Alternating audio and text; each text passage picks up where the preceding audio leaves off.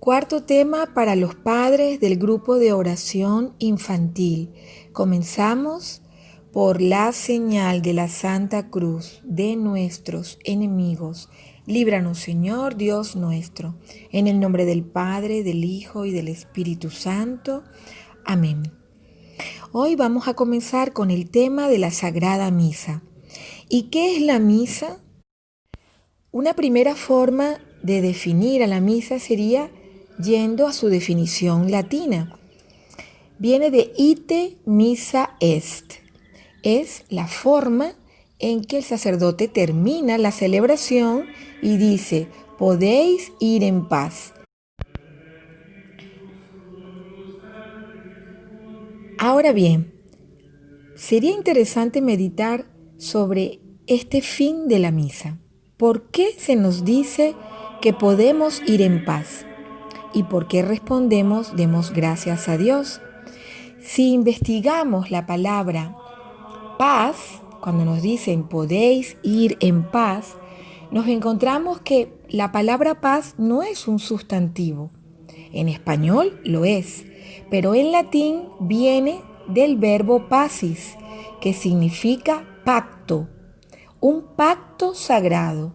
Por lo tanto, podemos decir que vamos en paz porque hemos hecho un pacto, hemos llegado a un acuerdo, pero un acuerdo que no es humano, un acuerdo que es sobrenatural. Nos hemos puesto de acuerdo con Dios y además hemos visto a Dios que ha estado en el interior de la misa, hemos recibido la comunión. Por tanto, este pacto no solamente lo hemos hecho de palabra, sino que es un pacto que de cierta forma y de manera absoluta va dentro de nosotros. Nosotros llevamos ese pacto en nuestro interior. Se ha hecho uno con nuestra mente, con nuestra palabra, con nuestros sentimientos, con nuestro corazón, con nuestra sangre. Y de ahí que la palabra paz y la expresión misa, podéis ir en paz, que venimos explicando, también viene de una palabra indoeuropea que significa unir, adherirse, por lo tanto completarse. Nos adjuntamos, nos completamos. La paz es tranquilidad y calma, ¿verdad? ¿Y por qué es paz y tranquilidad? Porque nos hemos completado con el todo y con el absoluto. Y de allí estamos completos. Y como estamos completos, sucede el descanso de manera inevitable. Por lo tanto, la palabra paz no es inactividad, sino es unirnos al todo perfecto, que es amor. De tal modo que tenemos que comenzar ahora a hablar de el porqué de nuestro encuentro. ¿Por qué asistimos a esta invitación? ¿Por qué asistimos a este lugar en donde se va a realizar la misa, que es el templo? ¿Por qué queremos completarnos? Si queremos completarnos es porque nos falta algo, porque no podremos obtener la vida eterna sin esta completitud, o completud, o compleción, como se pueda decir. Es decir, somos insuficientes. Nuestro ser no puede alcanzar la totalidad sin la misa. Y por ello, tenemos que hablar del cuerpo y la sangre de Cristo. ¿Qué diferencia nuestra Iglesia Católica de cualquier otro templo o asociación evangélica? Que en la Iglesia Católica está Cristo, está el cuerpo y la sangre de Cristo. En cambio, en los otros garajes o reuniones de la Iglesia Evangélica, llamada a sí misma Iglesia Evangélica, no está Cristo. está solo la palabra de Cristo. Ahora bien, ¿podemos separar la palabra dicha, expresada, del cuerpo y sangre de Cristo? ¿Podemos expresar en un ser humano lo que dice, lo que piensa de su cuerpo? Hemos visto que no. De hecho, este cuerpo y esta sangre la tenemos con nosotros porque esta palabra se encarnó. La palabra era nombre. Y esta palabra nombre, que era explicación, era salmodia, era himno, era narrativa, poesía en el Antiguo Testamento, se transformó en una encarnación, en un niño, en un hombre, el Hijo del Hombre, que esto significa que es el verdadero Adán, es el verdadero hombre, es el Hijo de todo hombre, o sea, el hombre perfecto. Esto es muy importante tenerlo claro, porque si no lo tenemos claro, no entendemos que la misa es lo que es por el cuerpo y la sangre de Cristo. Porque si no sería una mera asociación, un mero club de personas que se reúnen a hablar de la palabra, a recordarla y a cantar, a orar, pero ahí no está Cristo. No está de modo real, no está de modo físico. Podemos recordar que en uno de los encuentros que hemos tenido con los padres y niños en estas últimas semanas, una de las niñas preguntaba, ¿pero qué es concreto? ¿Qué es de modo particular? Y yo le decía, bueno, cuando alguien te dice te amo mucho, eso sería de una forma general, sería de palabra. Pero cuando viene tu mamá y te dice te quiero mucho y te prepara el desayuno, te quiero mucho y te ha dado la vida, es decir, ha permitido la concepción de la vida, porque quien da la vida es Cristo, eso es la muestra de un amor concreto. Entonces, la forma real en que Cristo está en la iglesia es su presencia física. Su corazón late en ese sagrario, en esa cajita dorada, metálica, que se encuentra detrás del altar, junto al altar, o en una capilla particular en donde se guarda su cuerpo y su sangre, que es una capillita que se encuentra interna y anexa al mismo templo. Algunas veces podemos encontrarnos con esta estructura en las iglesias. Lo que sí será permanente es aquella luz que vibra junto al corazón que late de Jesús en el sagrario. Esa lucecita pequeñísima, casi insignificante, solamente notoria para aquellos ojos que intentan ver con este nuevo ver espiritual, indica, aquí está vivo, físicamente presente, como hemos explicado concretamente, el Dios, el todo. Aquí está, venid a adorarle. Esa lucecita nos recuerda que ahí está Jesús vivo.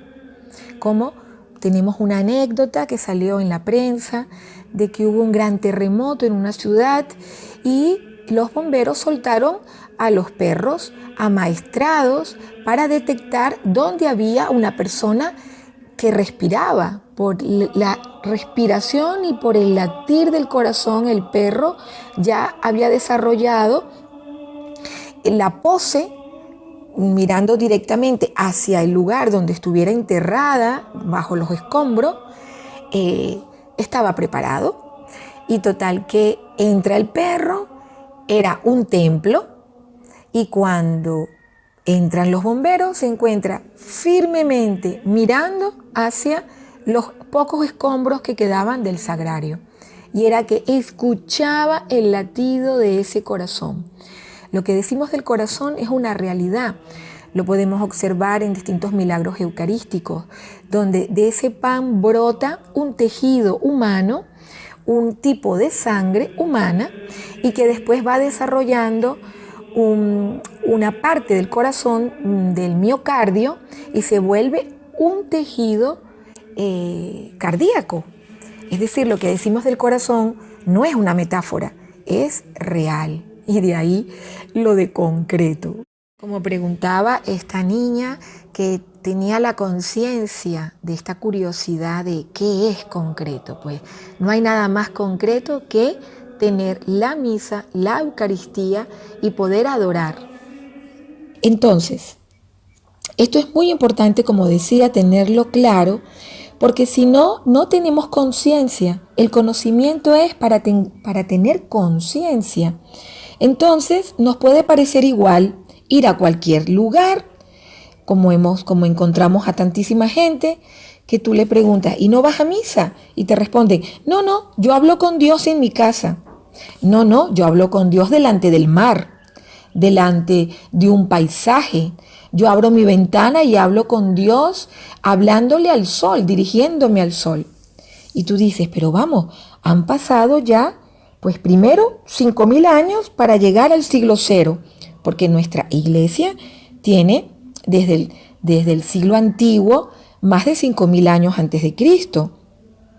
3.000 años Noé, pero antes Matusalén, toda la historia prediluviana, pues es de 5.000 años antes de Cristo. Luego llegamos al año cero, nace Cristo, Cristo se encarna y de allí en adelante han pasado 2.000 años.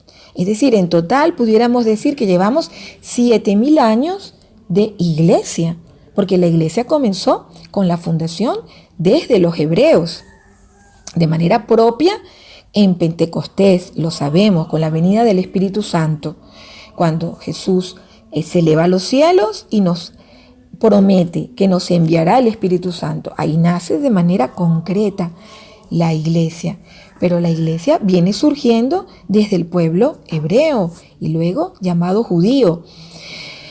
Pues bien, entonces, para estas personas podemos notar que no han transcurrido estos 7.000 años de historia, porque se encuentran en un carácter, en una situación totalmente animalista con la naturaleza. Es como si adoráramos palos, adoráramos animales, y no. La naturaleza, por supuesto, forma parte de la creación, y nosotros podemos alabar a Dios a través de su creación, pero la creación no sustituye a Dios. Las criaturas no son Dios. Entonces, ¿cómo adorar a Dios desde un barranco, como dirían los canarios?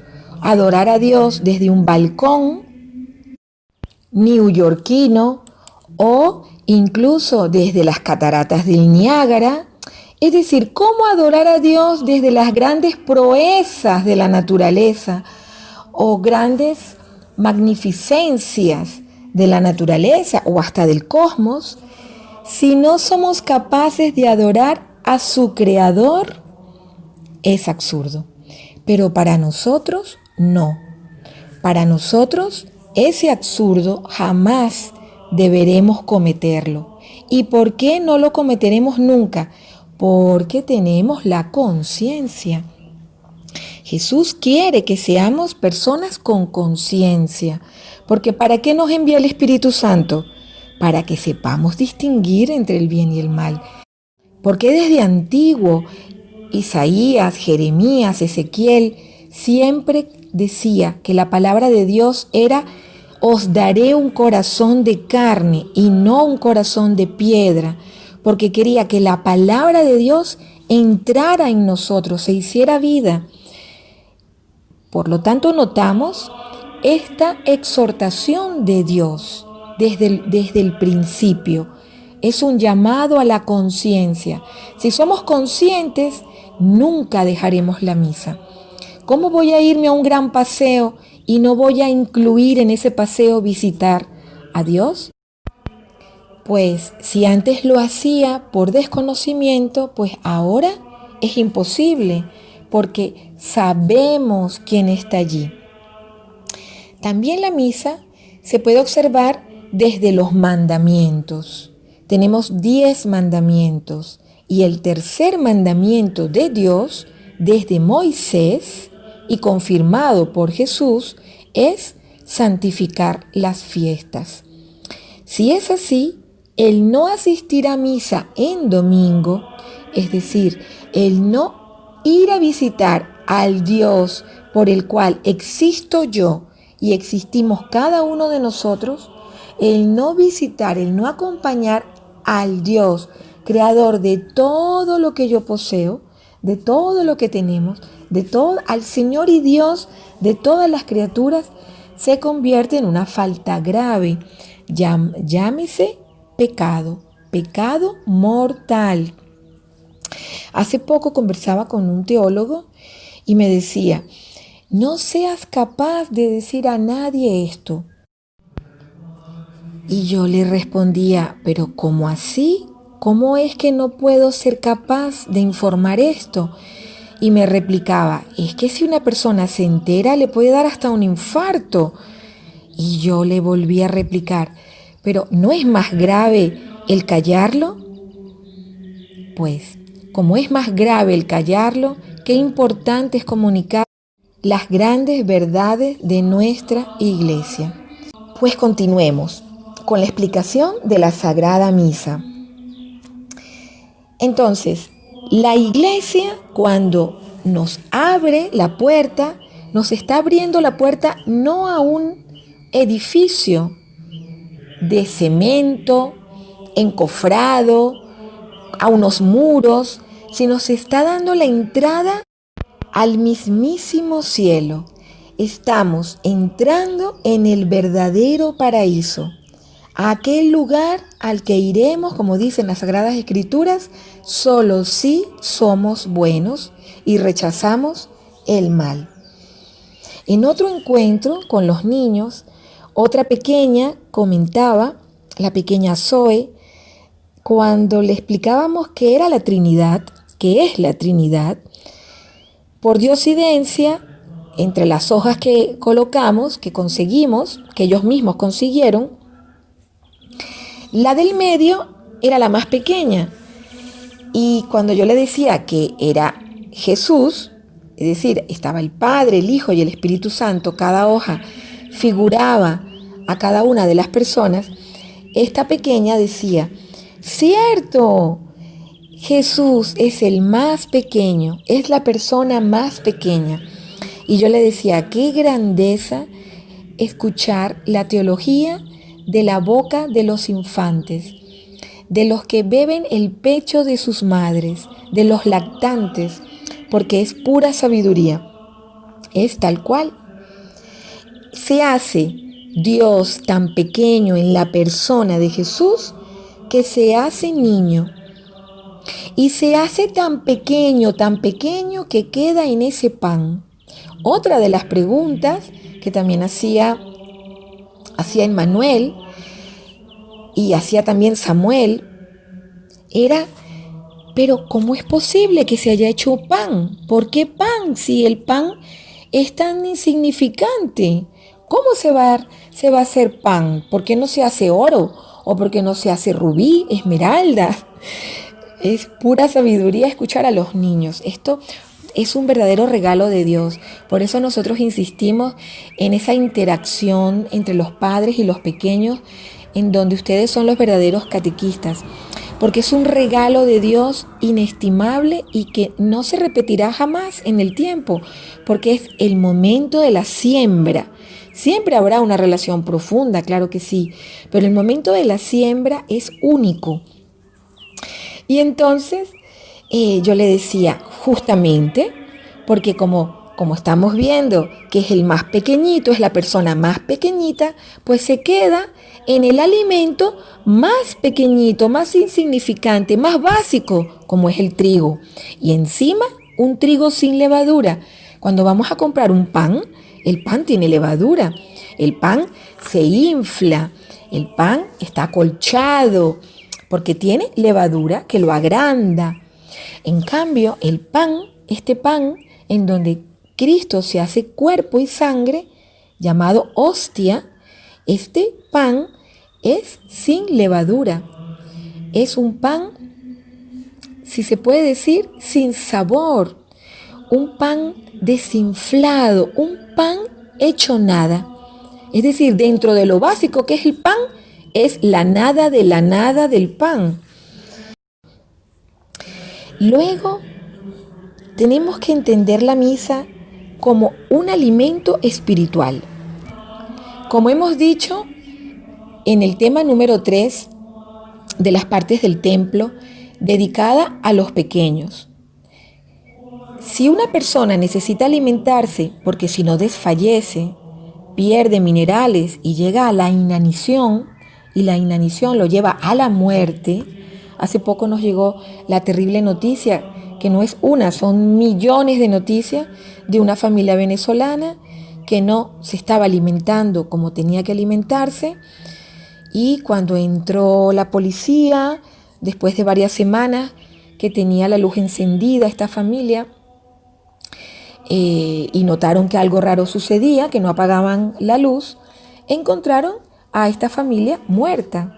Y cuando investigaron, vieron que no había sido muerta por ningún atraco, ningún delito, sino porque le había faltado la proteína. Y eso los había llevado a la inanición y de allí a la muerte. Esto es un ejemplo trágico, doloroso, pero que nos sirve, aunque sea duro, para entenderlo. Si esto sucede con el cuerpo, ¿qué nos sucederá con el alimento del alma? Imagínense que el cuerpo muere, porque nuestro cuerpo, cuando nosotros morimos, se convierte en cadáver. Cadáver viene del latín sin alma, cuerpo inerte. ¿Y qué le da la vida? El alma, por eso es inerte. ¿Y qué permanece vivo? Permanece vivo eternamente el alma. Entonces, mínimamente tenemos que decir que si alimentamos un cuerpo que va a perecer, mínimamente tenemos que decir que el alma, que es eterna, necesita el alimento. Y el único alimento para el alma es de aquella alma que no muere, que es Jesucristo. Es verdad que hay grandes devociones como la del Rosario, que son importantísimas de vivir en nuestra fe. La devoción del Corazón Inmaculado, distintas actividades como la intronización dentro de nuestros hogares del Sagrado Corazón de Jesús, la devoción del escapulario, tantos tipos y modalidades de oraciones como la de las Ave Marías de la mañana. Miles, gracias a Dios, afortunadamente tenemos grandes modalidades de orar dentro de nuestra Iglesia Católica. No necesitamos imitar a nada ni a nadie, nuestra Iglesia nos da todo. Pero todo esto es nada si no va acompañado de la verdadera causa de nuestra existencia y sostén de nuestra vida, como es el comer de este pan. ¿Y por qué esto es así y no de otra manera? Porque así lo quiso Dios. Es decir, así será de importante comer de este pan que Dios dio en sacrificio a su propio Hijo. No será importante comerlo de algo grave, de algo letal. Nos quiere proteger Dios, que nos da a comer de su propio Hijo y Dios mismo, que es Jesucristo, que es el cuerpo y la sangre de Jesucristo, porque es el único cuerpo y sangre que no muere. En tantos milagros eucarísticos podemos descubrir que la hostia sangra. Esto es la muestra de que dentro del cuerpo está la sangre, aunque para nosotros son dos especies distintas. Nosotros separamos la especie del pan y la especie del vino. El vino se hace sangre y el pan se hace cuerpo. Mas, sin embargo, dentro del mismo pan están ambos, porque Jesús es inseparable y dentro de la misma sangre está el cuerpo, porque Jesús no se puede separar, no se puede dividir. Y esto me recuerda a tantos pactos paganos que nosotros venimos comentándolos en forma de alerta, de llamado de atención y de peligro. ¿Cuántas veces dentro de la historia y de la misma poesía, por ejemplo, por citar una categoría literaria dentro de la escritura gitana, escuchamos los pactos de sangre? Es muy típico dentro de esa literatura gitana española, de la zona de Andalucía, toda esta comunidad, y es unir la sangre de uno con la sangre del otro para hacer un pacto, o la firma con sangre de los documentos, de los contratos. Estos son reminiscencias, recordatorios del verdadero y único pacto, que es el pacto de Dios.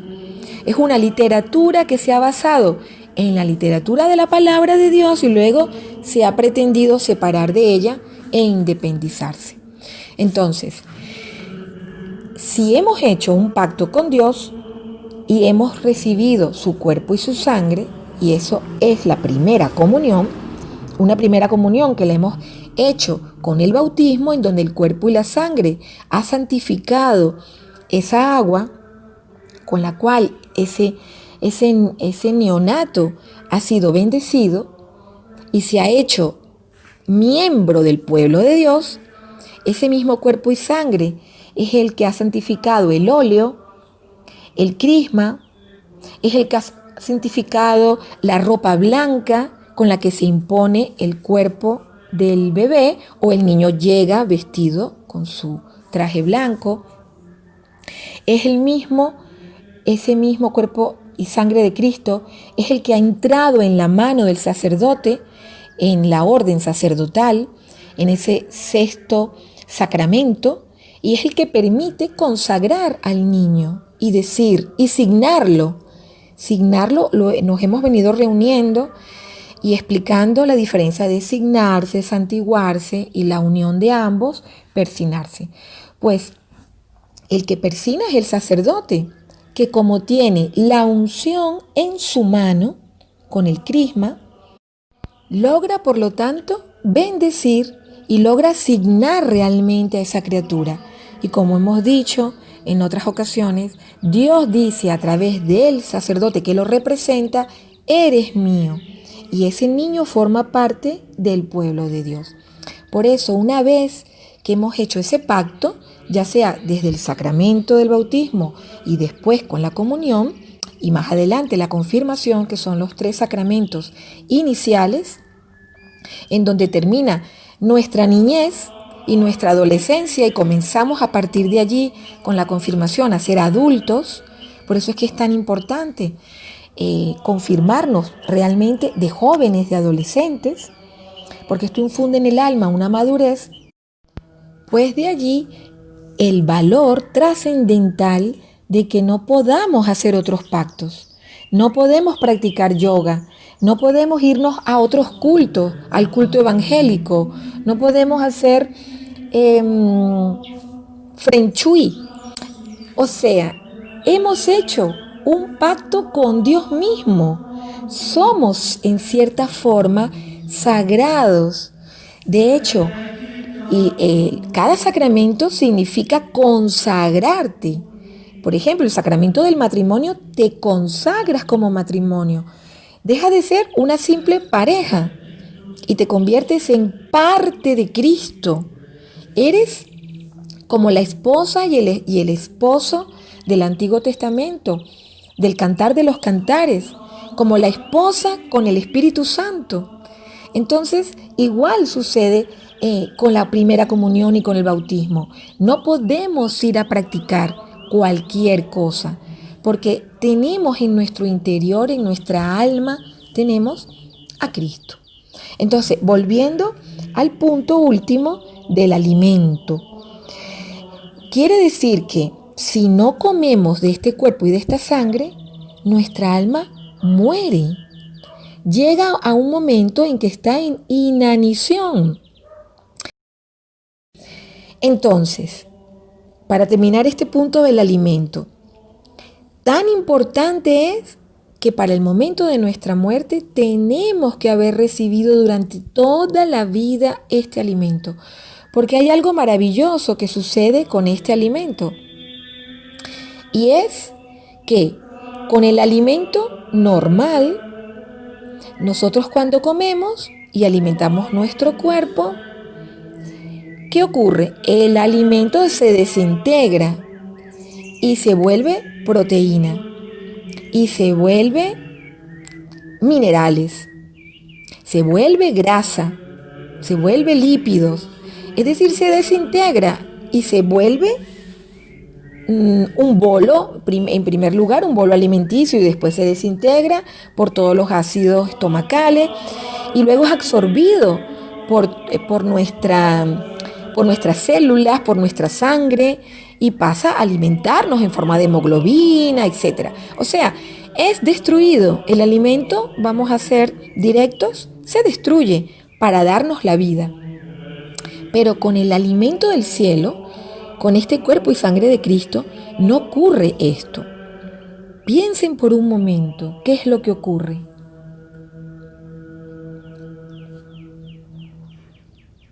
Ocurre lo inverso.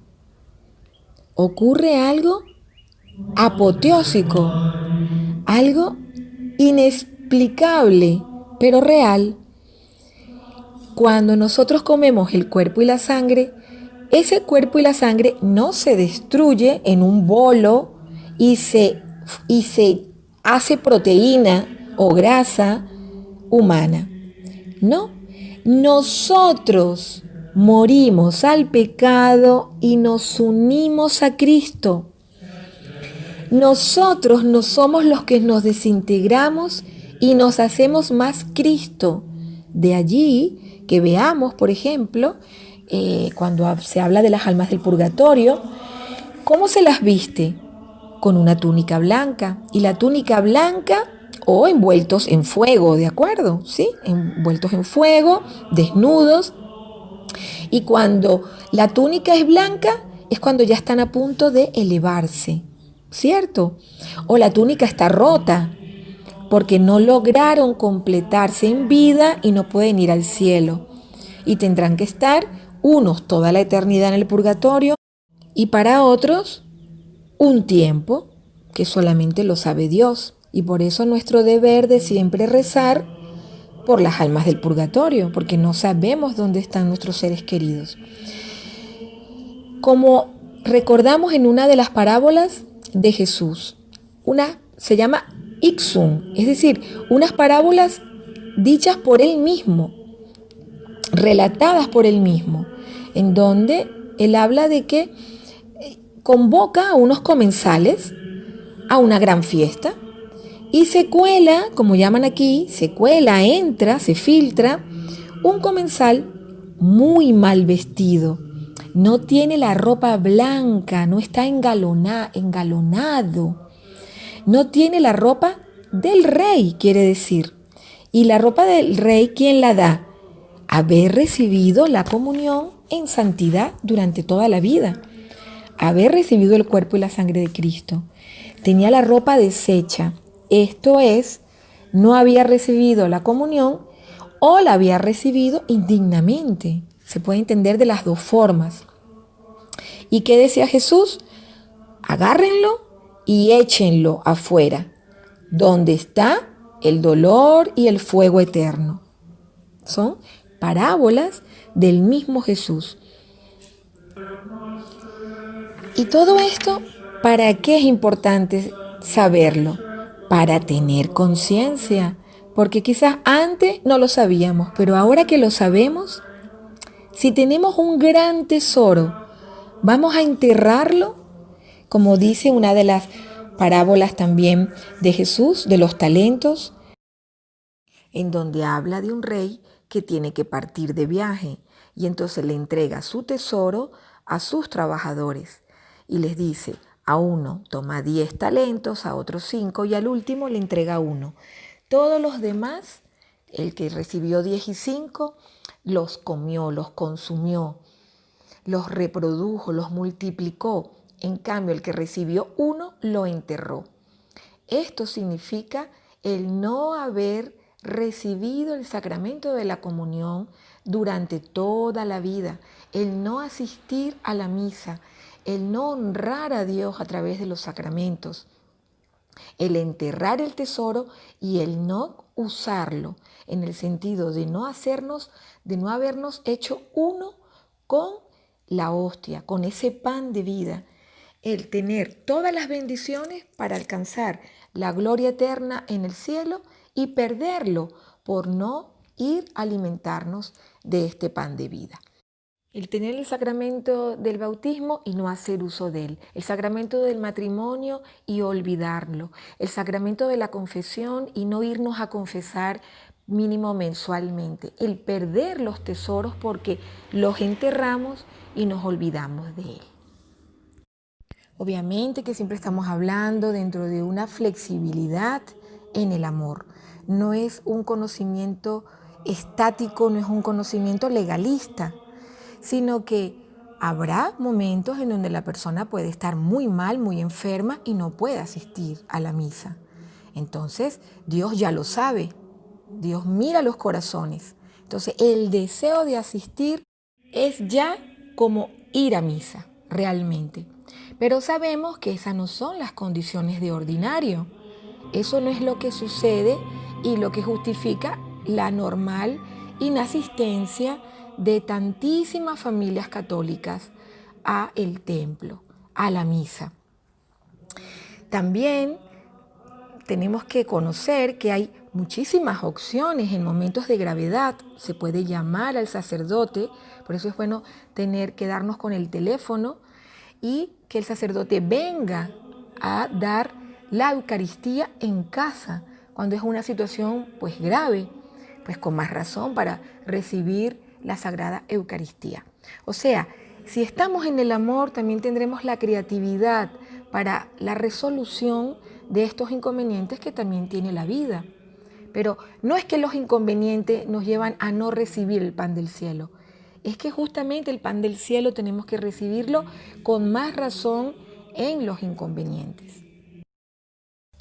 Entonces, aumentar en la conciencia nos lleva a tener conocimiento para poder amar aquello que conocemos, porque no podemos amar, como decía San Agustín, lo que no conocemos. Pues que todo este conocimiento nos permita crecer en el amor y por amor es que vamos a visitar al Rey de Reyes. Que Dios nos ayude y la Virgen Santísima a comprender en esta primera parte la conciencia, el valor de darnos cuenta de dónde está nuestro tesoro. Amén. En el nombre del Padre, del Hijo, del Espíritu Santo. Amén.